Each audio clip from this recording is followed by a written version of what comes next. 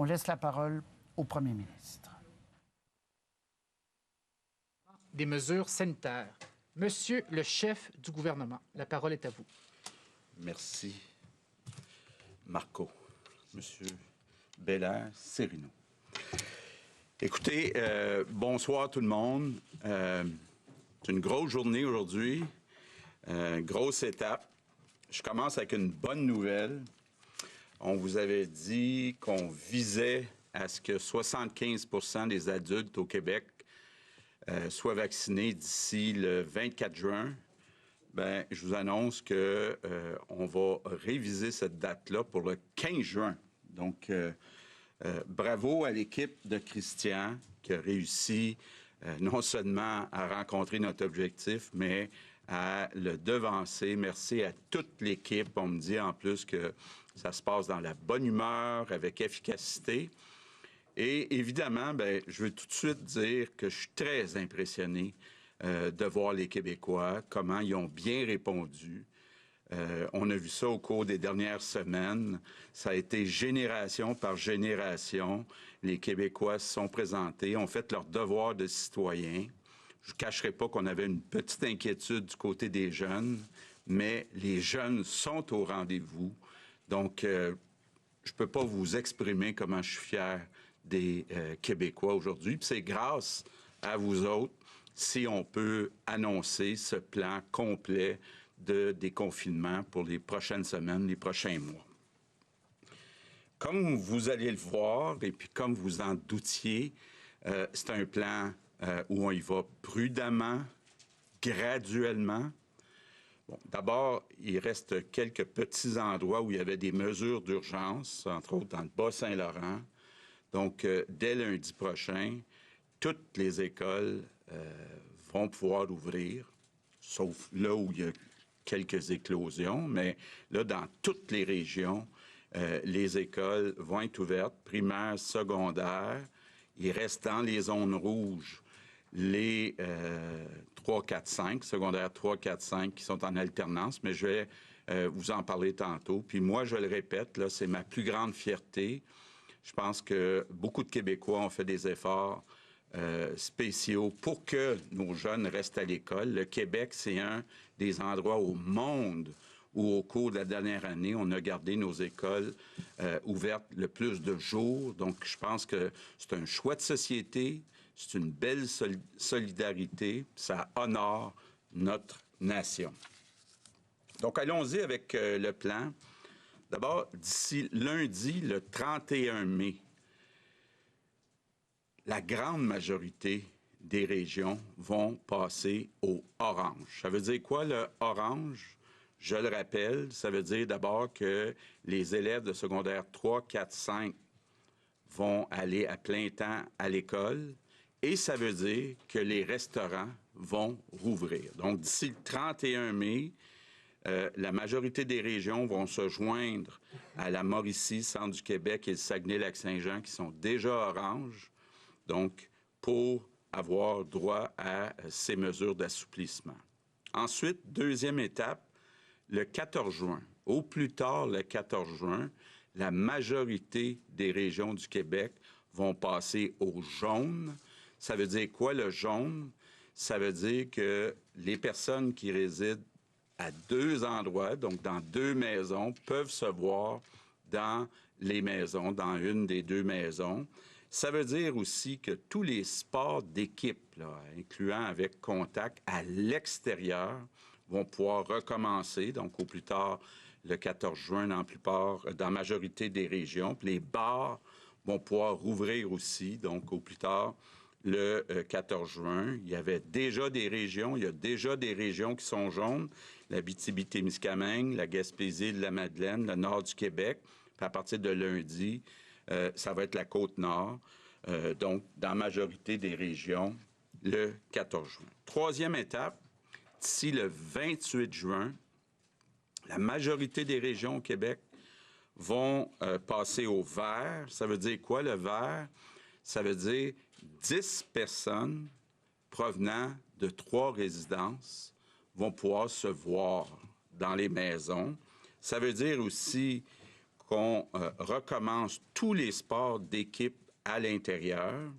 Donc, ça veut dire aussi, si on pense 3 résidences, 10 personnes, on peut appeler ça des petits parties. En tout cas, je pense que ça va faire plaisir à beaucoup de monde. En tout cas, ça me fait plaisir à moi, je vous le garantis.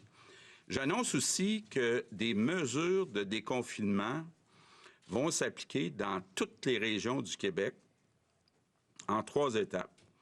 D'abord, le 28 mai, donc vendredi, pas cette semaine, vendredi de la semaine prochaine, il va y avoir 5 assouplissements dans toutes les régions du Québec. 1, on va lever complètement les couvre-feux partout au Québec. 2, les terrasses des restaurants vont être ouvertes partout, donc 28 mai.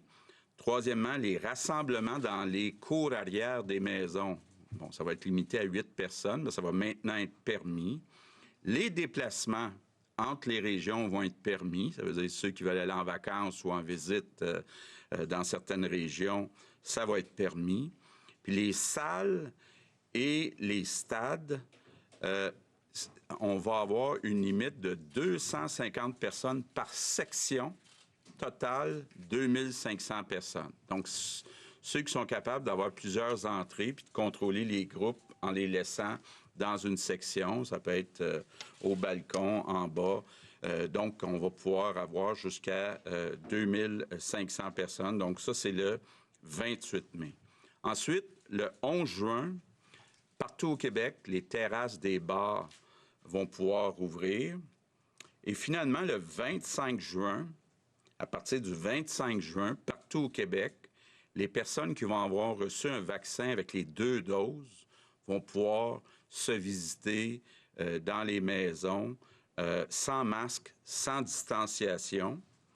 Les camps de jour et les camps de vacances vont rouvrir, donc à partir du 25 juin. Puis tous les festivals, là, je sais qu'il y en a beaucoup qui avaient hâte de savoir, les festivals donc, qui sont en plein air, où il n'y a pas des places désignées. Tantôt, je vous parlais des endroits où il y a des places désignées, mais à partir du 25 juin, même s'il n'y a plus de places désignées, il n'y aura plus de limite de 250 par section. Ça va être 2500 au total. Autre étape, fin du mois d'août. Bon, d'abord, on se donne comme objectif que d'ici la fin du mois d'août, 75 % des personnes de 12 ans et plus soient vaccinées avec 2 doses. Si on atteint notre objectif, puis moi je suis très confiant, bon, d'abord, on n'aura plus besoin de porter de masque dans la plupart des lieux publics au Québec. Deuxièmement, tous les jeunes, les étudiants dans les cégeps et les universités vont pouvoir revenir en personne, donc ce qu'on appelle présentiel, donc pour la rentrée du mois d'août. Je pense que ça me fait terriblement plaisir. Là, je sais que les jeunes ont beaucoup souffert au cours des derniers mois. Enfin, ils vont pouvoir revenir à une vie plus normale. Donc, je termine en vous demandant 2 choses. 1, continuer de respecter les consignes. Puis 2, pour ceux qui ne sont pas encore vaccinés, allez vous faire vacciner. Puis allez chercher aussi, quand c'est votre tour, la 2e dose. Donc, je pense qu'aujourd'hui, on le voit, l'espoir est là. On va pouvoir recommencer à se voir. En tout cas, moi, ce qui me manque le plus, c'est les soupers avec les familles, la famille, les amis. Bien, ça, vous le voyez, là, on va pouvoir commencer avec des gens de 2 maisons, puis après de 3 maisons, 10 personnes. Mais pour ça, bien, il faut que les Québécois se fassent vacciner. Puis vacciner, ça rime avec été, mais ça rime aussi avec petit party. Donc, gardons ça en tête. Et sérieusement, cet été de liberté, je pense que c'est vraiment mérité. Personne ne l'aura volé. Et je veux vous remercier, tous les Québécois, du fond du cœur. C'est vraiment un privilège d'être votre premier ministre. Donc, merci beaucoup. Bonne soirée, tout le monde. Good evening, everyone. Monsieur Legault, vous l'avez entendu, fier des Québécois qui remercient donc les Québécois de leur discipline. Résultat, dit-il, on peut desserrer l'étau sanitaire. Sébastien Bovet, c'est le 28 mai où commencent les choses intéressantes pour les gens. Donc, fin du couvre-feu, terrasse des restaurants, comme on disait, 8 personnes à l'extérieur venant de 2 bulles. Et les salles, n'est-ce pas, 28 mai. On n'ira pas jusqu'au... On commence pas le 21 mai. Là. On ne commence pas le 21 mai. En effet, on commence le 28 mai. Ça veut peut-être dire que le Centre Bell pourrait rouvrir, là, 2500 personnes au Centre Bell à partir du 28 mai, d'autant que le couvre-feu va être levé. Grosso modo, il respecte le plan qu'on avait énoncé. Les rassemblements extérieurs d'abord, puis les rassemblements intérieurs. Petite surprise, le masque ne sera plus nécessaire dans les lieux publics à partir du mois d'août, la fin août. Ça, on ne l'avait pas vu venir. Très bien. Tour de table rapide. On revient aux questions, bien sûr, ensuite, puis on se reparlera après. Stéphanie, rapidement. Moi, ce qui me fait le plus plaisir, j'avoue que c'est le fait que les jeunes du post-secondaire, donc cégep et université, ça fait 1 an et demi qu'ils sont dans leur chambre, devant leur écran, cloîtrés. Et là, on apprend qu'ils vont pouvoir enfin revenir en présence à l'école, à la rentrée. Et c'était le temps qu'on prenne cette décision-là parce qu'il faut se préparer. Si on avait annoncé ça trop tard, les établissements auraient probablement dit... Oui, alors c'est une excellente nouvelle. Très bien. Josée? Oui, bien moi, ce que j'ai remarqué surtout, c'est que le premier ministre dit qu'à la fin août, la majorité des personnes de plus de 12 ans seraient vaccinées avec 2 doses. Est-ce que j'ai mal compris? Si c'est le... Il met la cible à 75 75, c'est ça, la majorité. Et non pas des 18 ans et plus comme c'est actuellement, mais des 12 ans et plus. Là. Oui, bon, ben, est-ce que ça veut dire qu'on va en effet devancer les 2e doses, ce qui serait une excellente nouvelle. Parce que si quelqu'un qui se fait vacciner maintenant, si c'est 4 mois, on s'entend que ça va à l'automne. Donc, il y a quelque chose qui, sur le plan logistique, devra être réajusté. Je vous redonne la parole après parce que les questions commencent. Je suis désolé, Josée. On revient après. On aura le temps après pour analyser tout ça. Tout le monde, merci. On écoute les questions. Bonjour, Monsieur le Premier ministre, Monsieur le ministre de la Santé, Dr Arruda. Je vois qu'il y a quand même, on donne beaucoup de liberté aux Québécois dans votre plan. Donc, on va presque avoir un été normal jusqu'à un certain point. Mais ce que je comprends, c'est que c'est la situation au Québec qui permet d'avoir ça. La situation épidémiologique s'améliore. Mais ce n'est pas le cas dans d'autres provinces et dans d'autres pays. Est-ce que vous craignez les déplacements, par exemple, de gens qui pourraient venir de l'Ontario? Est-ce que vous voulez qu'on maintienne la quarantaine pour les gens qui arrivent de l'extérieur du pays? Votre position là-dessus, qu'est-ce qu'elle est? Est-ce que c'est important, à votre avis, d'éviter là, que les gens aillent dans d'autres provinces ou que des gens d'autres provinces ou d'autres pays viennent chez nous? Est-ce que l'urgence est toujours présente? Bien, je pense que c'est important de garder les mesures qu'on a actuellement, incluant la quarantaine à l'hôtel. Donc, c'est ce que j'ai dit à M. Trudeau. C'est ce que je maintiens encore aujourd'hui.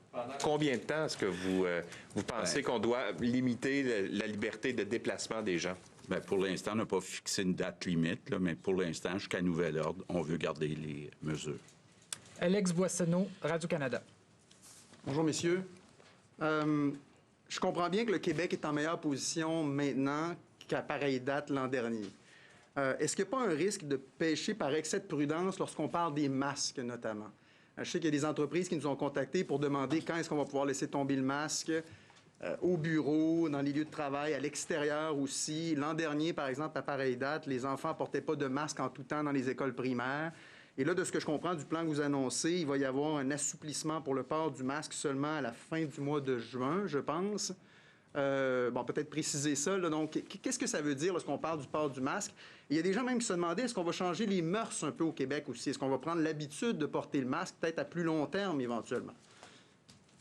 Écoutez, il faut comprendre que les nouveaux variants, qui sont un élément nouveau, les gens se sont aussi habitués un peu plus à porter le masque. Probablement qu'avec même la saison grippale et d'autres éléments, certaines personnes vont prendre le masque et ça va avoir un impact sur la transmission. Moi, je pense qu'il faut considérer que tant qu'on n'a pas atteint les 2 doses, libérer les gens du masque, c'est un élément à prendre en considération. Mais à mesure qu'on va avancer, à mesure que ça va être des groupes de gens qui ont reçu 2 doses et qui se connaissent, on va introduire des libertés.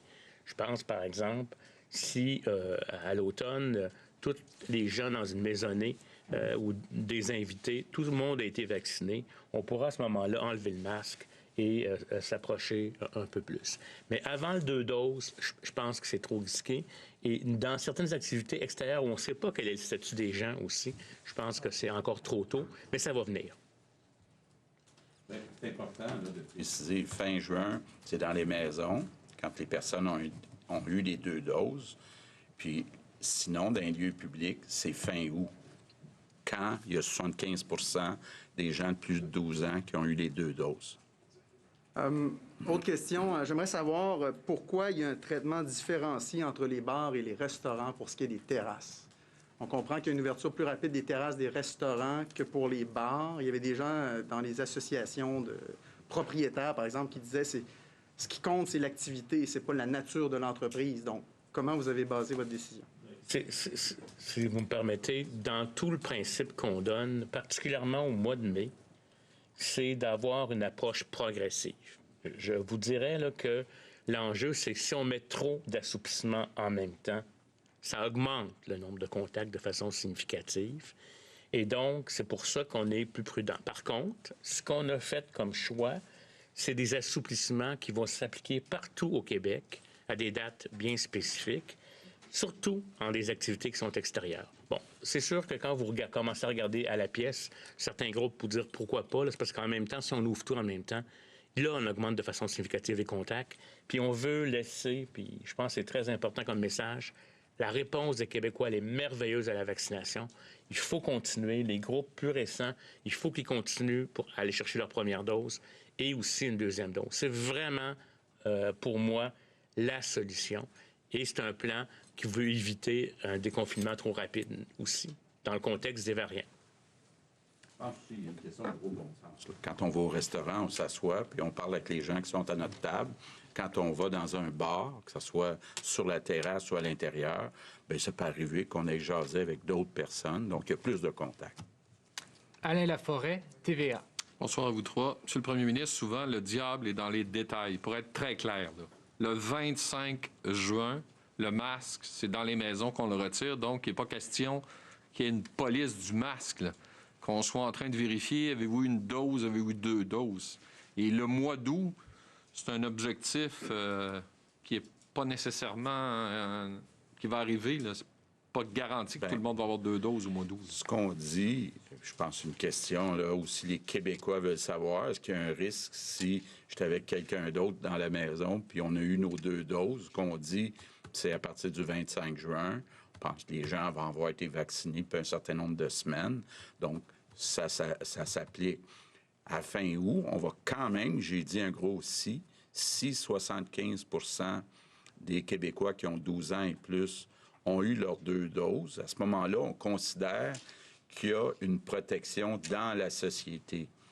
Ça veut dire, pour être très concret, là, puis j'ai vérifié ça, un étudiant qui n'aurait pas eu ses 2 doses va quand même pouvoir aller au cégep ou à l'université parce qu'il y a une protection communautaire.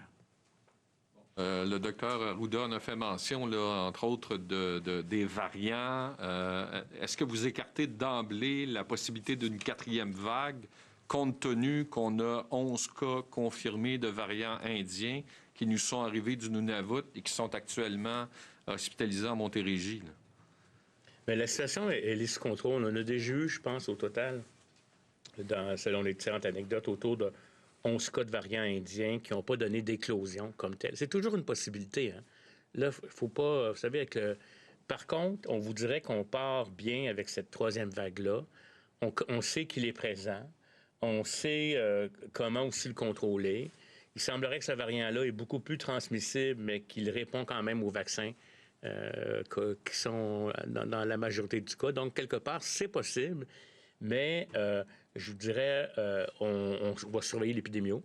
Tout ce qu'on vous dit là, est conditionnel à une épidémie, c'est-à-dire une explosion de cas, mais c'est peu probable actuellement que ce qu'on vit au stade où on est rendu comme tel pour le niveau de contrôle. Mais d'où l'importance de faire un contrôle aux frontières, comme le disait le premier ministre, d'où l'importance s'il y a des provinces canadiennes qui ont encore beaucoup de cas et qu'il y a des variants indiens, d'être beaucoup plus prudent. Et c'est comme ça qu'on va l'aborder comme tel. C'est important aussi de dire, comme à tous les lundis soirs, là, on a eu une présentation de l'INES et de l'INES-PQ.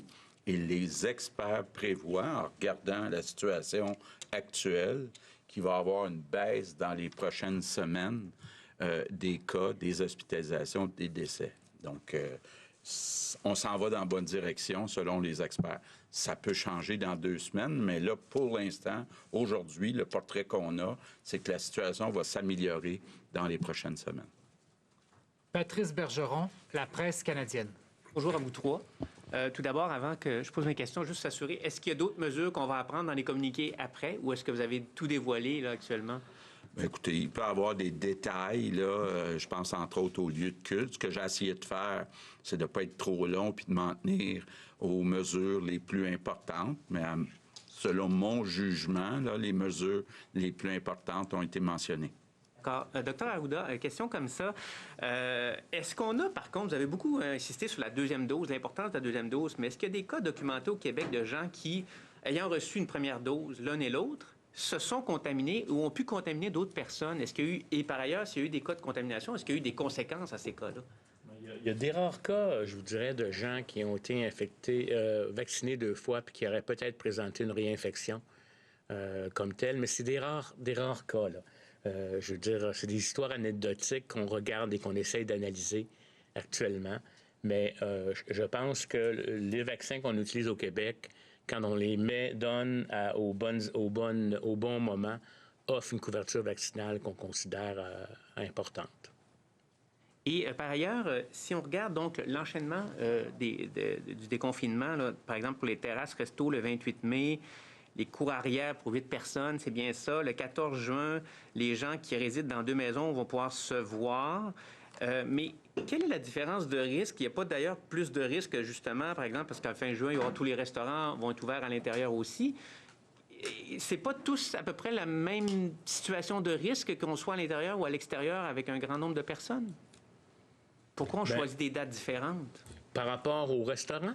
Par rapport aux restaurants dans les terrasses, par exemple, qui ne sont pas la même date que des gens qui vont pouvoir se rencontrer dans 2 maisons, ou encore des gens qui vont pouvoir tous être ensemble à la fin juin dans un restaurant à l'intérieur.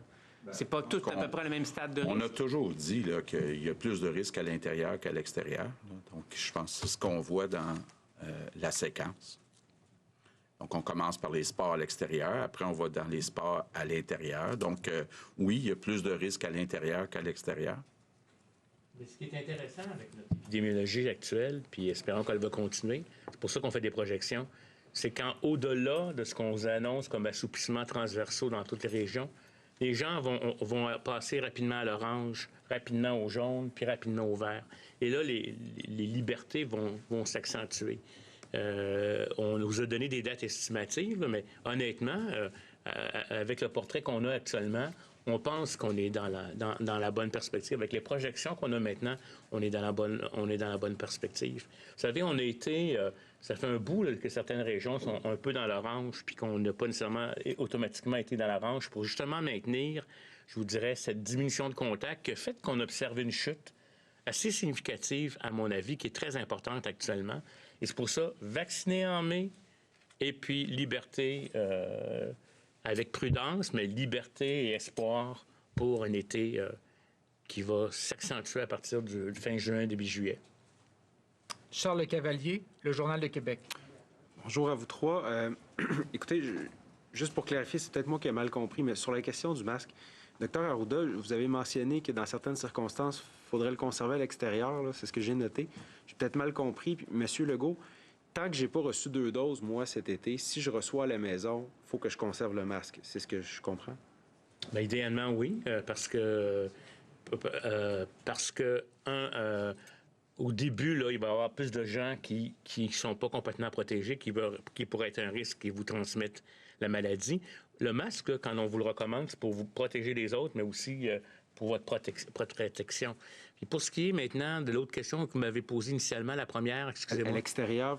Bon, à l'extérieur, prenons un exemple, c'est dans les transports en commun. Tant que la couverture vaccinale ne serait pas très ouverte, où les gens sont très tassés les uns sur les autres, ça, c'est l'exemple typique où on pourrait demander aux gens de conserver le masque. OK. Parce que la distanciation n'est pas possible souvent dans ces milieux-là.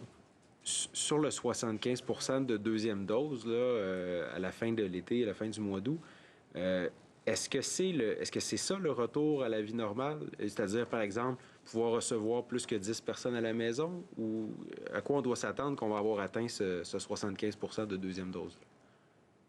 Bien, 75 % d'une deuxième dose, on le vise, je vous dirais, là, fin août, début septembre. Monsieur le ministre, vous me corrigez parce que c'est vous qui suivez plus la campagne. Donc, à ce moment-là, on verra comment va aller l'épidémiologie, mais effectivement, puis quand on dit 10 personnes, c'est 10 personnes qui peuvent être de résidences différentes, mais 3 résidences, si jamais vous avez des enfants, vous êtes plus que 2 ou que 3, vous pouvez être, il peut y avoir un nombre en haut de 10 si c'est 3 résidences, 3 bulles, en fin de compte.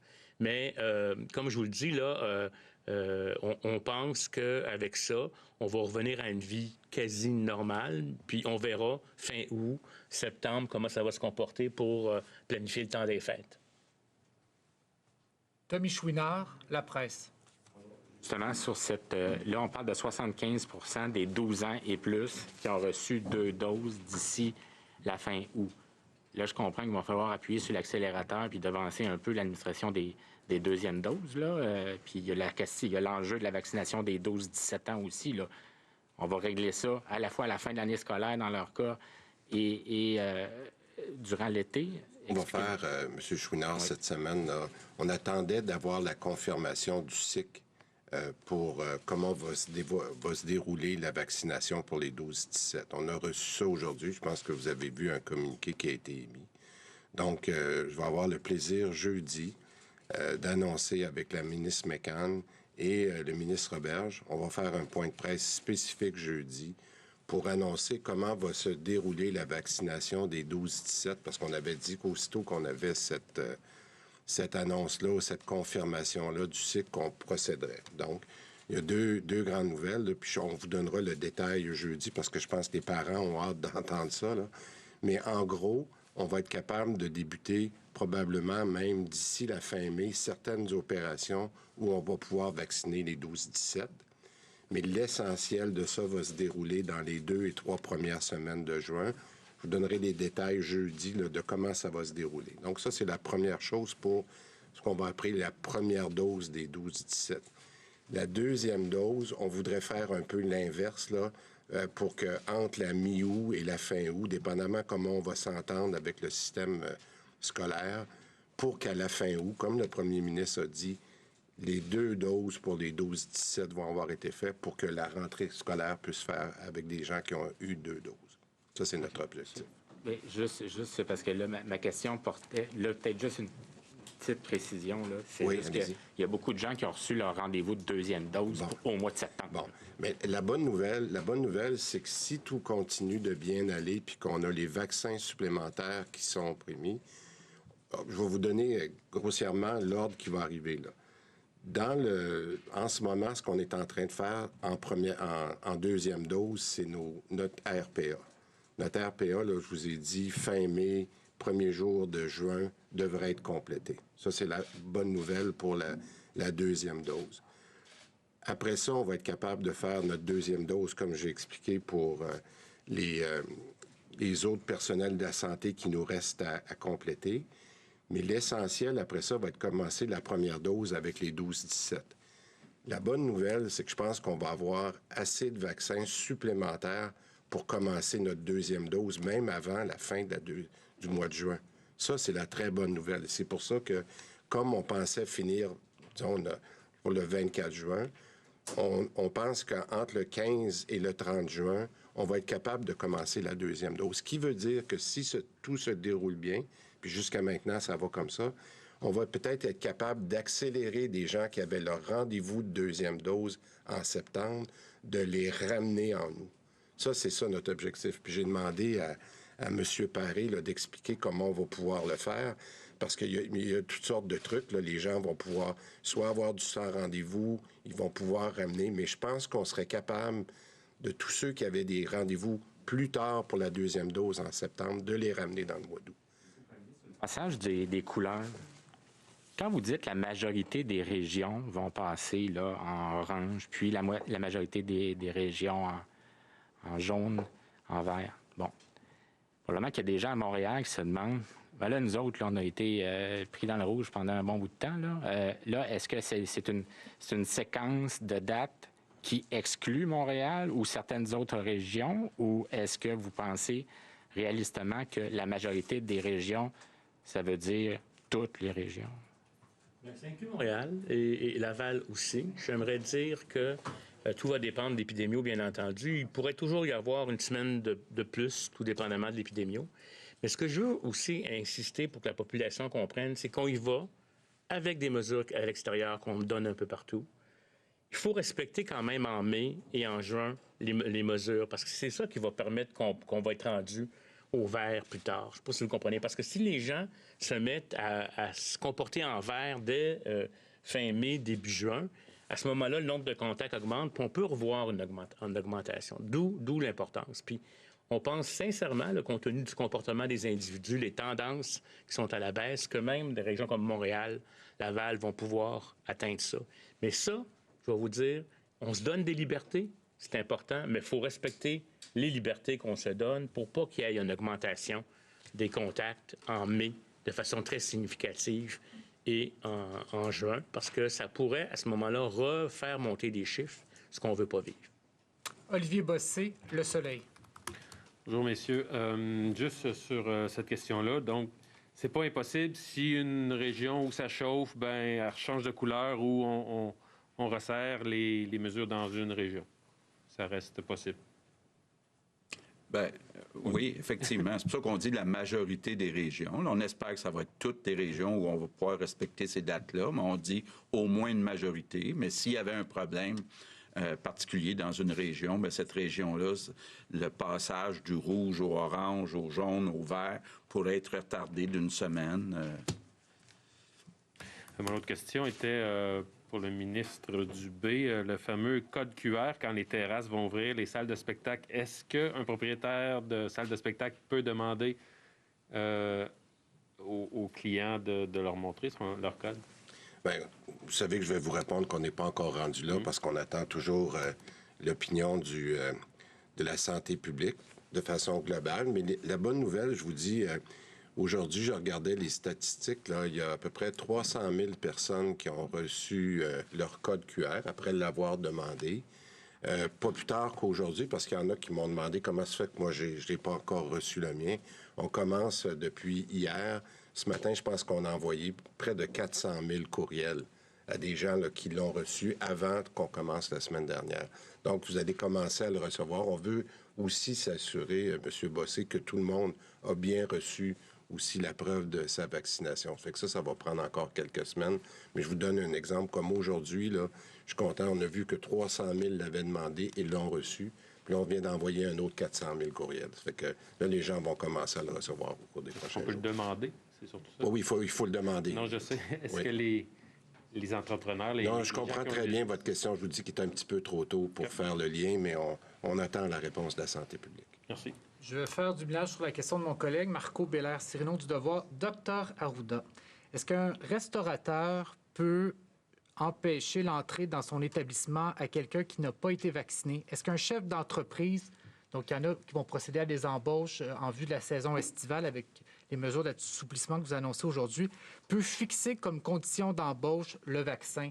Est-ce qu'un organisateur de camp de jour peut exiger que le jeune ait reçu sa première dose avant de participer à des activités? Bref, est-ce que la discrimination sur la base du vaccin est possible, voire encouragée? Encourager, surtout pas, la discrimination, ça c'est clair.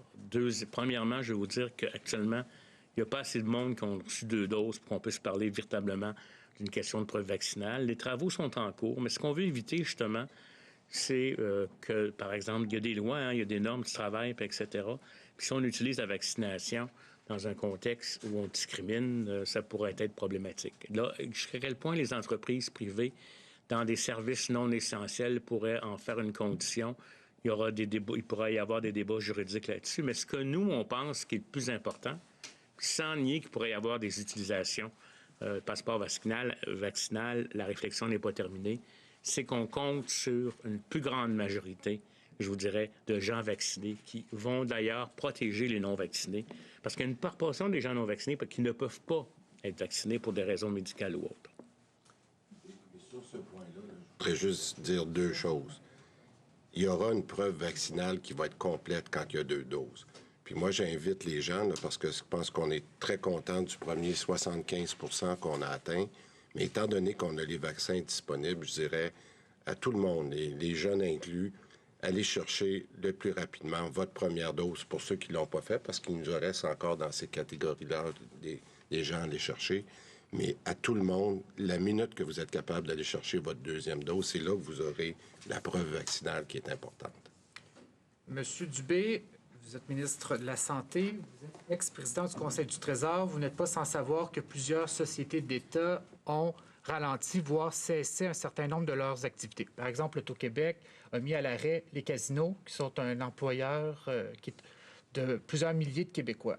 Est-ce que, lors de la réouverture des casinos ou de d'autres activités, on peut penser à la Société des alcools, une entreprise publique pourrait demander aux gens qui sont rappelés en priorité, les premiers rappelés, qu'ils aient reçu leur vaccin? Bien, écoutez, je vais vous dire, c'est tellement une question importante ça, que pour le moment, j'aime mieux pas répondre à ça. On a dit qu'on attendait l'opinion de la santé publique. Puis pour moi, je pense que c'est ce qu'on attend. Puis lorsqu'on aura une vue globale de ce qu'on peut faire, mais encore une fois, je le répète, ça va prendre au moins jusqu'à la fin d'août avant que tout le monde ait eu la chance d'avoir la deuxième dose. Alors, pour que quelqu'un soit ce qu'on appelle vacciné adéquatement, il faut donner la chance à tout le monde d'aller chercher sa deuxième dose. OK. Bien, je vais me permettre une précision, puisque c'est moi qui modère. Oui, donc, vous avez le droit. Merci. Donc, pendant l'été, parce que je comprends que vous allez annoncer votre décision bientôt, mais il y en a qui procèdent à des embauches présentement. Donc, on n'a pas le droit d'exiger de preuves vaccinales. Pas du tout. Puis en ce moment, c'est pour ça qu'il faut avoir l'outil technique lorsqu'on pourra en faire l'utilisation. Mais ce que je suis très content de voir, puis c'est pour ça que je vous ai cité qu'il y a déjà 300 000 personnes qui l'ont demandé, alors qu'on a envoyé très peu de courriels jusqu'à maintenant. Là, vous allez voir débouler ça dans les prochains jours. Puis là, il y a des gens qui m'écrivent. Moi, je l'ai reçu. Je les vois rentrer aujourd'hui. Là. Donc, c'est des bonnes nouvelles. C'est en train d'arriver. Là. Très bien. Maxime Denis, nouveau. Alors, désolé s'il y a des répétitions, messieurs. J'étais en onde, mais je veux voir avec vous sur l'attente du 2 semaines pour le couvre-feu. Qu'est-ce qui justifie l'attente du 2 semaines? Pourquoi on ne le lève pas tout de suite? Bien, comme on l'a dit, c'est pour y aller de façon progressive. C'est véritablement dans cette perspective-là. Il faut voir qu'au Québec, il y a encore des endroits où il y a des mesures d'urgence qui sont appliquées. On n'est pas revenu partout à un certain élément. Ça a contribué. Là, c'est sûr qu'on le fait aussi à une période où les jours vont augmenter. Ils ont déjà augmenté, on le sait très, très bien. Mais moi, je pense que c'est vraiment pour éviter là, ce qu'on appelle un relâchement trop rapide. Pour précision, c'est le statu quo. Là. Ceux qui sont en rouge foncé, en rouge, en orange, on est en statu quo jusqu'à temps qu'on change selon les couleurs les dates que vous avez données, M. Legault, un peu plus tôt. Là. Bien, sauf pour le Bas-Saint-Laurent qui avait des écoles de fermées. Là. Parfait. Pour les funérailles, j'ai reçu des courriels de maisons funéraires, mais aussi de familles endeuillées qui se demandaient pourquoi, depuis printemps passé, ça n'a pas évolué beaucoup. Certains étaient limités à 10, d'autres à 25. On en est où avec ça? Est-ce qu'on va pouvoir vivre des cérémonies à plus grand nombre? Oui, on est en train de revoir les protocoles, notamment parce qu'on avait souvent là, seulement ce qu'on appelait une session de cérémonie. Là, on va pouvoir avoir des sessions supplémentaires, toujours avec un nombre de familles, mais aussi moins de contacts comme tel. Mais on est en train de revoir ça avec les associations funéraires. Là, ça va être annoncé.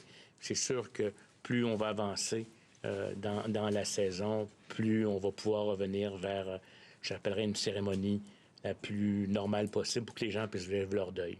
Et juste pour terminer, les festivals, événements, on voyait les pistes d'accélération, les courses automobiles, des promoteurs qui voulaient avoir les événements. Est-ce que ça, il y a une autre conférence de prévue pour préciser les festivals, événements, ou on s'en tient au 25 juin? Bien, on parle du 25 juin, sauf s'il y a des sièges assignés. S'il y a des sièges assignés, que ce soit à l'intérieur ou à l'extérieur, il peut y avoir des sections de 250 personnes, au total 2500.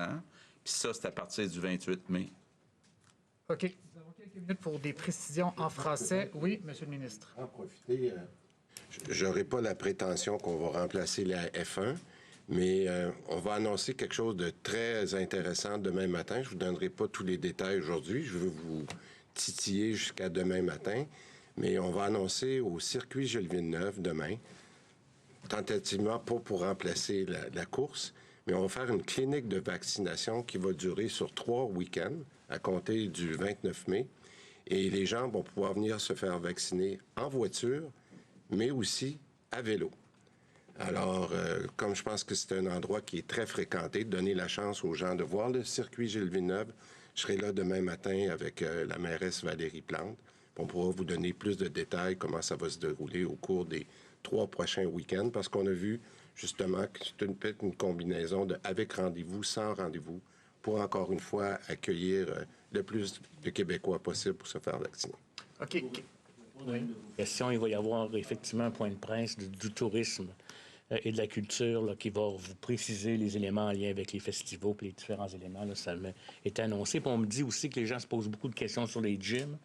Juste vous rappeler que les gyms sont ouverts en zone orange et que comme on va progresser rapidement, là, ça va être un élément. Donc, je réponds à la question des gens. On va avoir aussi un point de presse d'Isabelle Charret là, sur le sport pour donner tous les détails. Toute une programmation médiatique, merci. Alors, nous allons permettre certaines précisions. Alain Laforêt, rapidement. Question de restaurateur. Vous ouvrez une terrasse, l'orage arrive, on fait quoi?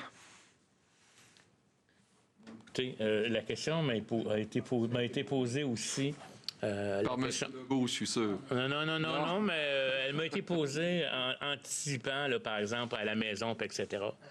Ben, écoutez, moi, je pense qu'il faut se servir du gros bon sens. Là. Il y a un gros orage. Je pense que les gens, à ce moment-là, pourront prendre leur masque et venir se réfugier au moment où ça se fait. Je veux dire, c'est sûr, si on est dans une journée où il pleut depuis le début puis que la terrasse ne peut pas être ouverte, on ne va pas dire on va ouvrir le restaurant à l'intérieur, là, mais quelque chose qui n'est pas planifié, je pense qu'il y aurait moyen, à ce moment-là, tout en respectant les consignes à l'intérieur de faire le shift. Là. Louis Lacroix. Peut-être une précision, M. Dubé, sur l'AstraZeneca, parce qu'on comprend que le nombre de doses à recevoir est quand même assez limité, puis qu'il n'y en aura pas d'autres après, de ce que je comprends. Là. Alors, comment ça va fonctionner? Est-ce que les gens qui ont reçu ce vaccin-là vont avoir la chance d'avoir la deuxième dose plus rapidement? Comment vous prévoyez ça? Là? Puis, je comprends qu'on n'a pas non plus encore l'étude là, sur l'interchangeabilité des doses. Bien, on est assez avancé là-dessus. Je passerai peut-être à Horatio, mais le grand principe est assez simple. Là. Rappelez-vous qu'à peu près au mois de février, on a eu une première livraison d'AstraZeneca, là, qu'on appelait le Covishield, qui était d'à peu près 100 000 personnes, mais qui a été faite principalement dans des RPA et dans des ressources intermédiaires. Donc, ce qu'on va offrir en premier lieu, c'est à ces gens-là, toujours sur une base d'informations, d'être capable de voir s'ils veulent l'avoir en deuxième dose. Mais il faut se rappeler qu'on va en avoir, je pense exactement, le chiffre, c'est 148 000.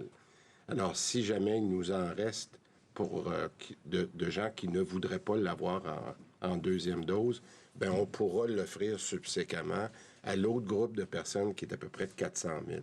Alors, moi, je pense que la réalité qu'on va vivre, là, c'est qu'entre le premier groupe de 100 000 puis le deuxième groupe de 100 000, il ne devrait pas rester d'AstraZeneca. Ce que je comprends, c'est que forcément, des gens qui ont eu l'AstraZeneca n'auront pas le choix d'avoir une deuxième dose d'un autre vaccin. Probablement pas, parce que si vous comptez le nombre de personnes à qui on a donné du AstraZeneca, qui est à peu près 500 000 personnes, puis on va en avoir 148 000, alors on va l'offrir à ceux qui l'ont déjà eu, puis ensuite, bien, on passera au Pfizer ou au Moderna. Alex Boissonneau. J'aurais aimé ça vous entendre sur l'état d'urgence, savoir ça va durer combien de temps encore. Normalement, c'est une mesure exceptionnelle, donner pouvoir exceptionnel. Quand pensez-vous que la mesure ne sera plus nécessaire? Est-ce que ça va dépendre du taux de vaccination? Écoutez, l'état d'urgence, il faut bien comprendre qu'elle a toutes sortes d'impacts. Elle a un impact sur notre personnel, elle a un impact aussi sur les primes qui sont payées ou à notre personnel notamment. Elle a un impact, entre autres, sur les différentes mesures qui nous permettent Je vais aller jusqu'à dire que sur l'information qu'on reçoit, etc. Donc, on est en train de regarder comment on va pouvoir passer à l'après, si je peux l'appeler le 2.0. Mais en ce moment, tant qu'on n'a pas réglé notamment, je vous dirais, nos conventions collectives avec le Conseil du Trésor, je pense que c'est un peu prématuré pour avoir la flexibilité qui nous a été donnée par ça, avec une très, très grande collaboration des syndicats, je dois le dire, dans les derniers mois. Fait que c'est quelque chose en ce moment qu'on discute et avec le cabinet du premier ministre, mais aussi avec le Trésor, pour être sûr que lorsqu'on passera à l'après-COVID, bien, qu'on a tous les moyens de continuer à bien travailler en santé. On va passer en anglais, quitte à revenir en français par la suite. Philippe Autier de Gazette. Good evening. We're getting to a point in the Alors vaccination voilà, process. mesdames et messieurs, on va tenter de vous résumer ça le plus clairement possible. Il y a l'étau se dessert, soupir de soulagement chez beaucoup de gens qui nous écoutaient au Québec. Il y a 3 dates importantes. Sébastien, Stéphanie, Michel, José, on va vous retrouver. Mais d'abord, le 28 mai, première date importante, fin du couvre-feu, terrasse des restaurants, 8 personnes à l'extérieur venant de 2 bulles et spectacle et sport. Autre date importante, le 11 juin. C'est le tour des terrasses des bars, sport et loisirs extérieurs, donc des équipes de soccer, etc., 25 personnes. Et puis, on se rend vers la fin juin, le 25 juin, les festivals, 2500 personnes, les camps de jour et de vacances, 2e dose, allègement, masque et distanciation dans les résidences, le 25 juin. Donc, c'est important. Et on nous dit fin août, 25 juin en zone verte, oui, 10 personnes à l'intérieur. Restaurants et bars, 10 personnes, sport d'équipe. Et on nous dit, au bout du tunnel, fin août, s'il y a 75 des 12 ans et plus au Québec qui ont eu 2 doses, bien, ça sera la fin du masque dans la plupart des lieux publics. Sébastien, Stéphanie, Michel, José, rebonsoir. Alors, Sébastien, ça, c'est la lumière, la grosse lumière au bout du tunnel. C'est symbolique, vous allez me dire, mais en disant, si tout va bien, si on devance les 2e doses, on pourrait être encore plus libre. Oui, puis pour ça, on va recevoir les doses. Je pense que c'est M. Trudeau qui a annoncé qu'on aurait 9 millions de doses de Pfizer au mois de juillet. Donc, ça va accélérer la 2e dose de vaccination. Et donc là, ça va être un test pour la machine, c'est-à-dire qu'est-ce que la machine va être capable de répondre à cette commande-là. L'objectif fixé par le gouvernement pour la fin août, mais disons que le rayon du soleil brille pas mal plus fort à la lumière de ce qu'on nous annonce aujourd'hui, tout en gardant à l'esprit que la situation épidémiologique, le nombre de cas, donc le nombre d'hospitalisations, est une condition à ce plan de déconfinement. Je fais une parenthèse avant de vous donner la parole, Stéphanie, Michel et José. Il y a en parallèle à ça un autre calendrier. Là. Je ne veux pas complexifier les choses, mais je vais l'expliquer très simplement. Ça, c'est ce qui va ouvrir de toute façon partout avec les dates que je viens de vous donner, terrasse, etc. Parallèlement à ça, il y a le monde des couleurs qui va évoluer. Puis M. Legault dit d'ici la fin mai, à peu près toutes les régions vont être oranges. Donc, les gyms vont rouvrir. Ceux qui vivent en zone orange, qui nous écoutent, vous le savez, il y a beaucoup plus de liberté. Et d'ici le 14 juin, la plupart vont être en zone jaune. On ne spécifie pas Montréal, Laval, mais ça fait partie de la cible pour devenir orange d'ici le 31 mai. Ça veut dire restaurant, etc., etc. Alors, c'est 2 échelles parallèles, Sébastien, mais c'est comme ça qu'on a présenté ça aux gens. Alors, tour de table, impression, est-ce que c'est clair d'abord pour vous, Stéphanie? Bien, je pense que ça l'est. Il y a beaucoup de détails. Il y a ces deux systèmes-là en parallèle là, qui peut-être vont rendre la compréhension un petit peu plus ardue. Mais moi, ce qui me réjouit, c'est quand on regarde au bout du tunnel et qu'on voit que finalement, on va avoir un retour à la vie normale là, pour la rentrée l'année prochaine en septembre. Donc ça, c'est une très bonne nouvelle pour les étudiants du postsecondaire, mais aussi pour les centres-villes, parce que M. Legault en a peu parlé, là, mais ça voudrait donc dire que les gens pourraient retourner, j'imagine, dans les tours à bureau, pourraient retourner là, travailler et voir leurs collègues de travail. Donc ça, j'imagine, parce qu'à 75 ce qu'il disait, 75 de vaccination pour les 12 ans et plus, M. Legault disait que, à toute fin pratique, on a l'immunité communautaire et donc les risques diminuent. Alors, si j'extrapole, c'est là qu'on va se rendre. Josée. Bien, c'est ça, c'est vraiment le défi logistique de la deuxième dose. Donc, ça, c'est vraiment peut-être l'élément principal nouveau, hein? Ouais. Donc, qui nous amènerait à la fin août et non pas en septembre ou en octobre, là, avec le fameux 4 mois là, qui séparait la première de la deuxième dose pour les gens qui l'auraient eu en mai ou en juin, par exemple. Donc, ça, c'est une très grosse commande. Mais M. Legault avait l'air passablement confiant, M. Dubé aussi. Et évidemment, on voit que la cible, c'est la rentrée scolaire, mais c'est toutes les rentrées. Hein? C'est la rentrée culturelle, c'est la rentrée au travail, etc., etc. Mais je pense que vraiment la deuxième dose, 75 des gens pour la fin août, grosse opération logistique, d'autant plus qu'il va y avoir un certain nombre de personnes en vacances aussi qui ont déjà leur rendez-vous pour leur deuxième dose. Donc, est-ce qu'on va être flexible? La machine va être flexible aussi peut-être. Les gens vont vouloir changer des dates.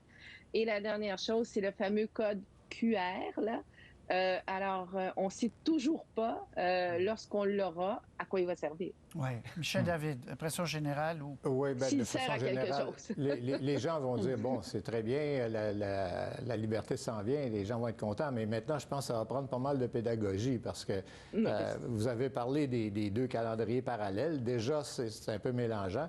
Et même, il y a des explications qui n'étaient pas claires. Je me souviens, à un moment donné, M. Legault parle de, 10 personnes, 3 résidences. Tout à coup, là, M. Arruda a dit, ouais, mais si ça pourrait être plus que 10 personnes. Il y a des choses pas claires.